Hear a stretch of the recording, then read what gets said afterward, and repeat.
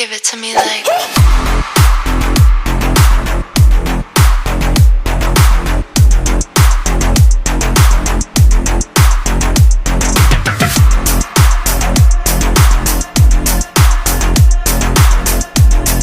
Okay, good afternoon everyone. Good afternoon, Doc. I'm Angeli Paradero. My report is all about the computation of person product moment correlation coefficient between structured approaches X and unstructured approaches Y. This score in teaching science used by Mr. Z to sophomore secondary students at the Philippine Science High School Artificial Data at page 206 and 207.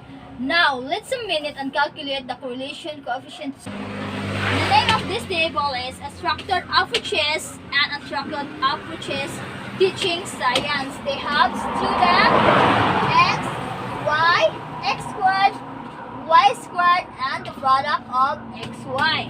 First student, we have number of 25 people.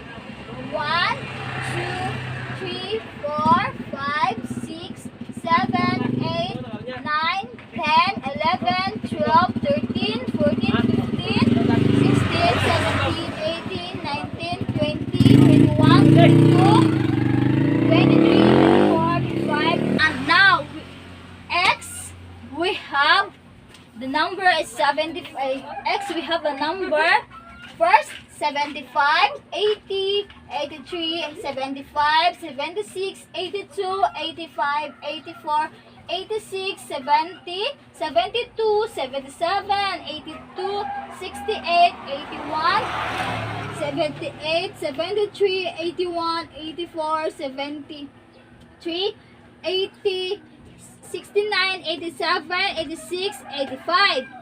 And the next,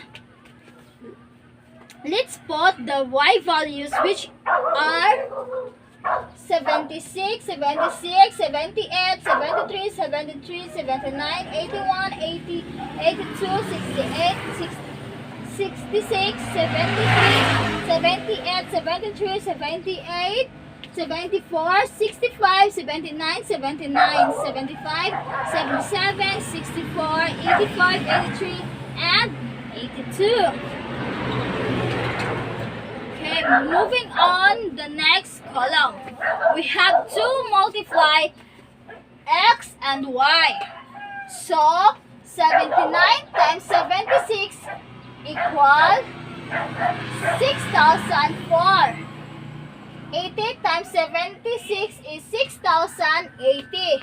83 times 78 is 6,474. 75 times 73 is 5,475. 76 and 73 is 5,548.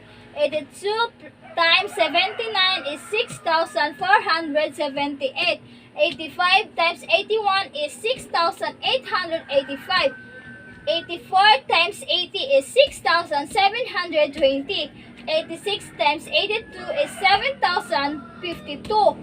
70 times 68 is 4,760. And 72 times 66 is 4,752. 77 times 73 is 5,621. 82 times 78 is 6,396.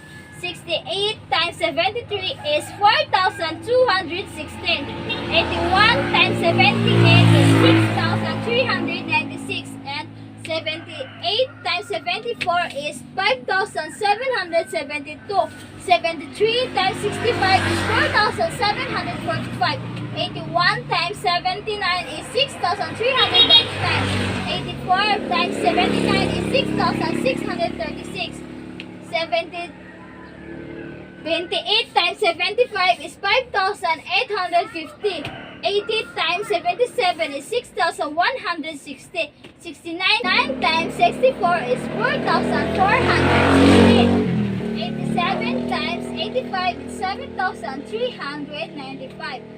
And 86 times 83 is 7,138. And 85 times 82 is 6,970. And now, moving on, the next column is x squared. So we're gonna square the values that we see in the x column. 79 squared is 6,241. 80 squared is 6,400. 83 squared is 6,889. 75 squared is 5,225. 76 squared is 5,776. 82 squared is 6,724. 85 squared is 7,225. 84 squared is 7,056. 86 squared is 7,396. 70 squared is 4,900. 72 squared is 5,184. 77 squared is 5,929. 82 squared is 6,724. 68 squared is 4,624. 81 squared is 6,561. And 78 squared is 6,084. And 73 squared is 5,329. 81 squared is 6,561. 84 squared is 7,056. 78 squared is 6,084. 80 squared is 6,400. 69 squared is 4,761. 87 squared is 7,569. 6 squared is 7,396. And the last, 85 squared is 7,225. Now, for y squared, we're gonna do is square the values in the column y. So, 76 squared is 5,776. 76 squared is 5,776. 78 squared is 6,084. 73 squared is 5,329. And 73 squared is 5,329. And 79 squared is 6,241. And 81 squared is 6,561. 80 squared is 6,400. 82 squared is 6,724. And 68 squared is 4,624. And 66 squared is 4,356. And 62 squared is 3,844. And 78 squared is 6,084. 74 squared is 5,476. And 65 squared is 4,225. 79 squared is 6,241. And 79 squared is 6,241. 75 squared is 5,625. And 77 squared is 5,929. And 64 squared is 4,096. And 85 squared is 7,225. And 83 squared is 6,889. And 82 squared is 6,724. Now, the next step is to sum of each column. So if we take the x values, it's gonna be 79 plus 80 plus 83 plus 75 plus 76 plus 82 plus 85 plus 84 plus 86 plus 70 plus 72 plus 57 plus 82 plus 68 plus 81 plus 78 plus 73 plus 81 plus 84 plus 78 plus 80 plus 69 plus 87 plus 86 plus 85 plus the total of the x values is 1,981. Now, take the sum of y values, which is 76 plus 78 plus 73 plus 73 plus 79 plus 81 plus 80 plus 82 plus 68 plus 66 plus 73 plus 78 plus 62 plus 78 plus 74 plus 65 plus 79 plus 79 plus 75 plus 57 plus 64 plus 85 plus 83 plus 82 plus, and the total of y values is 1886. And now determine the product of x squared. So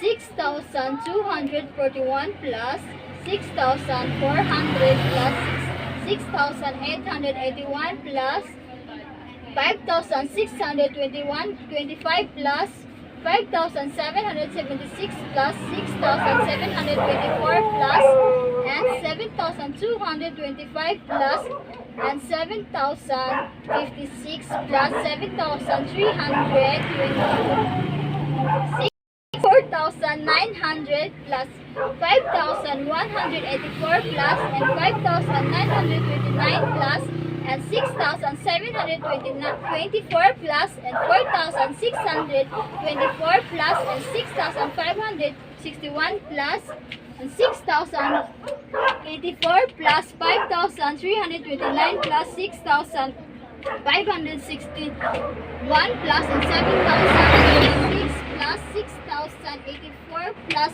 6,400 plus 4,761 plus 7,569 plus 7,396 plus 7,225 plus and the total of x squared 157,719.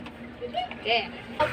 Y squared values is 5,776 plus 5,777 and 5,776 plus 6,084 plus 532 5,329 plus 5,329 plus 6,241 plus and 6,561 plus 6,400 plus 6,724 plus 4,624 plus 4,356 plus 5,329 plus 6,084 plus 3,844 plus 6,084 and 5,476 plus 4,225 plus and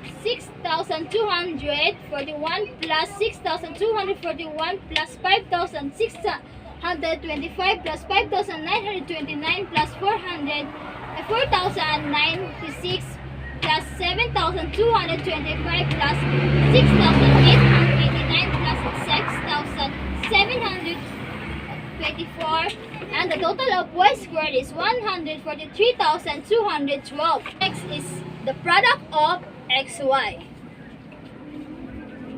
6,004 pesos, 6,080 plus 6,475 plus 5,548 plus 6,478 plus 6,885 plus 6,720 and 7,052 plus 4,760 plus 4,752 plus 5,621 plus 6,396 plus 4,216 plus 6,396 plus 5,772 plus 4,745 plus 6,399 plus 6,336 plus 5,850 plus 6,160 plus 4,400. So once we have gross number, we can now plug in the information into the formula to get the answer. We need so here the formula that we need so the correlation coefficient are which in some equation is represented by the Greek symbols rho. It's equal to n times the sum of xy minus the sum of x times the sum of y divided by the square root, and inside the square root it's going to be n times the sum of x squared values minus the sum of x values.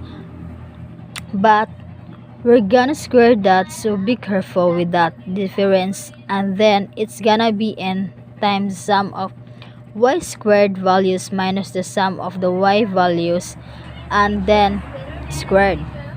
So let's plug in everything into the formula. So it's gonna be n. Well, we need to know that n is, and if you recall this, we're 25 students, so n is the number of values that we have in one single column. It's that 25 in this example, and then times the sum of xy, which is to 150,260, minus sum of the y values, so 1, and then x values, so that 1981, and then the sum of y values, that 1886. So this point, we just gotta plug everything into this formula, and then it's gonna be n25 times the sum of the x squared values, which is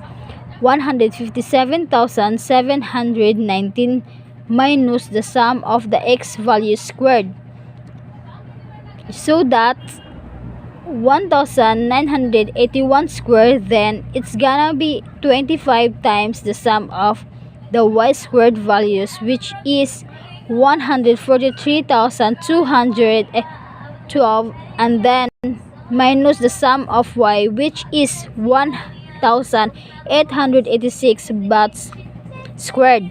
So that's what we have so far in this example. Now let's plug everything so we can read of this number. 25 times 150 to 160 is 3,756,500, and 1,981 times 1,886 is 3,736,166.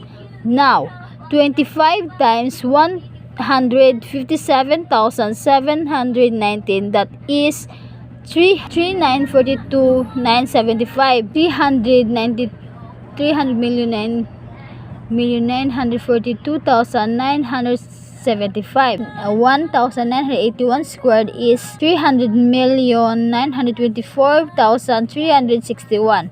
Now 25 times 143,212 is 3,580,300, and 1,886 squared, that's 3,556,996. Now let's subtract 3,756,500 by 3,756,166, so that 20,334, and then we have 3,942,975 minus 3,924,361, which is 18,614, and then 3,580,300 minus 3,556,996, that is 23,304. So far we have r is equal to 20,334 divided by the square root, and now let's multiply those two numbers. So 18,614 times 23,304 is that 433,780,656. So if we take 2,334, then divided by the square root of 20,827.4060, we get an r value of 0.97631. This value is very high. This indicates that there is a very strong linear relationship between the x and y variables that we have in this problem, and the fact that it's positive tells us that the slope is positive, that there's direct relationship between x and y. As increases, y increases, so that basically agriculture research organization tested a particular chemical fertilizer to try to find out whether an increase in the amount of fertilizer used would lead to a corresponding increase in the supply. Let's look at the data. Fertilizer in pounds and bushel of bone, bushel of beans, and that's the data. Fertilizer, they have 2, 1, 3, 2, 4, 5, 3, and the bushel of beans, they have 4, 3, 4, 3, 6, 5, 5. Now we need to think about who's going to be X and who's going to be Y. In this case, the fertilizer is going to be X because that's independent on how many beans will be produced. So this be X and this will be Y. Y is called the dependent variables because it's depend on the fertilizer and depends on the fertilizer. And now that we know which one's X and which one's Y, we're going to write the data vertically. Now, for the correlation coefficient, we're going to need more variables. We're going to need X, Y, X, and X times Y and the product of XY. And we're going to need X squared and also Y squared.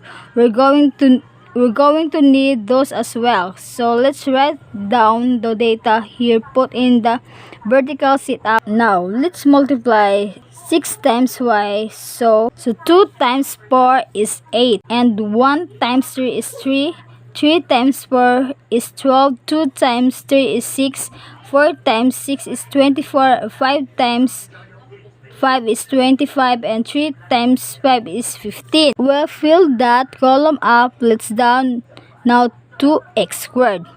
Make sure you get the x variables. So 2 squared is 4, 1 squared is 1, 3 squared is 9, and 2 squared is 4, and 4 squared is 16, and 5 squared is 25, and 3 squared is 9. Alright.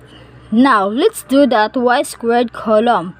Don't forget we need to utilize the y column, so let's do that. So 4 square is 16, and 3 square is 4, 4 square is 16, 3 square is 9, 6 square is 36, and 5 square is 25, and 5 square again is 25. So let's complete the table by writing down some vertical lines here so I can see the column better. And let's find the sums. We'll add column xy, xy, x squared, and y squared, so we can find the sums. So the sum of x, we add the column, gives you 20. The sum of y, we do that, we need it all up, gives you 30.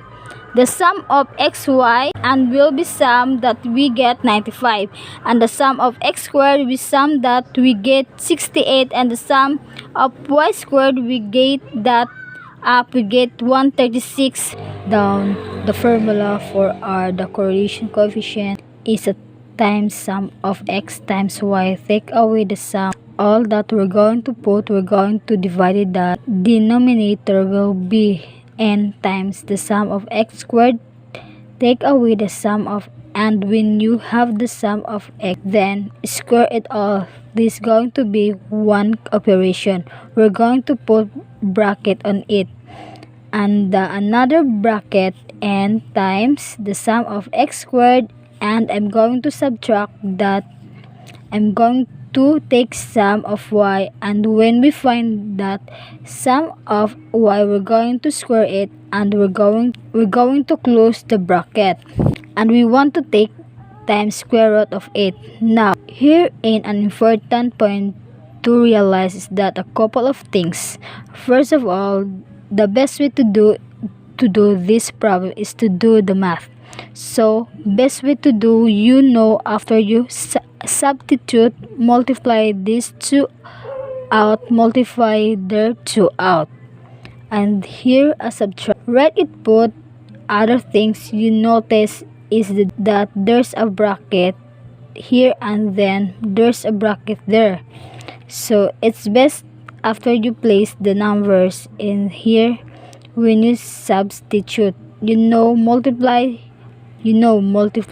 square, and then subtract. Very important to do the step y. Also, don't forget to take the square root in the end, that sometimes we forget. Now let's substitute the values, and is 7, and that how many data points we have. The sum of xy, it's 93, and we're going to have a subtraction, the sum of x times the sum of y, and those you can find right here is the sum of x. Making sure also that we don't forget the subtraction sign and we keep the parentheses is very important. We can remember that we need to multiply and we're going to divide, that we're going to keep substituting, and the denominator we have to bracket, in which is 7. The sum of x squared is 68. Take away the sum of x. We look in the column which is 20, and then square that, and then we close the bracket. Ever important to keep everything intact. Then the new bracket, and 7, the sum of y squared is 136, and subtract that, and we find the sum of y, and then we square it and we close the bracket. Don't forget the square root. Now the next step is going to be start multiplying and simplifying this a little bit. So 7 times 93 is going to give you 651. Don't forget the subtraction. 20 times 30 is going to be 600, divided by 7 times 68 will give you 476. Subtract 20 squared is going to be 400, and then make sure you put the bracket. Then the next bracket times will give you 952, and subtract the form 300 squared, 30 squared, which is 90. Close the bracket. Don't forget the square root. So next step will be 651. Take away 600. That's going to give you 76. Don't forget bracket.